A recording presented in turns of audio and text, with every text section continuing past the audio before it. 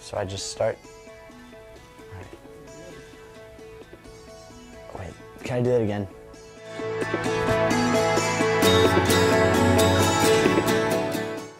So when I was 6, I made the conscientious decision to follow Christ. We had this family devotional thing, and my dad took me in afterwards to my room, and he was tucking me in bed. Yeah, he was tucking me into bed, and I was just like, so heaven, hell, and we got to talking, and just, you know, casual conversation.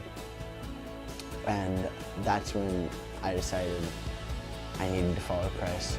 I don't think I really knew what it meant to be a Christian until several years after that, when I went to this church camp for Awana, and they were talking about what it meant to be a Christian, and I was just like, am I like that?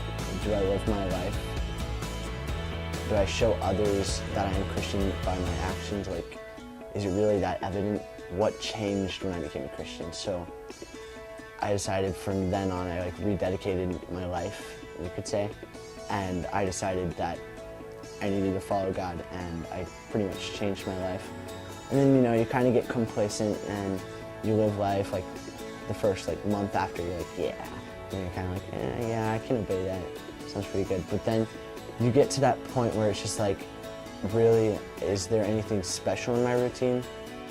My dad and I went to this shelter for men called Crossroads, and it really just showed me how the other side of people who don't have as much as we have live for God, because they seemed more like it was their life's mission to be kind to people, and it was just like a great environment where I really learned what it meant to be a Christian. Right after that, I moved to California from West Virginia, which actually made me really angry at God, because while we moved, there's always complications when your dad's the pastor and has reasons to move across the country. And I was just like, I'm tired of church, I'm tired of God needing us to do everything, and I fell into this pit of just absolutely hating God until I met some people here in Calvary.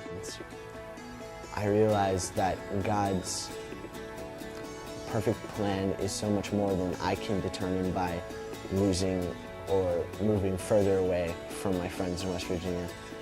And since then, I've just been, for some reason, really on fire for God.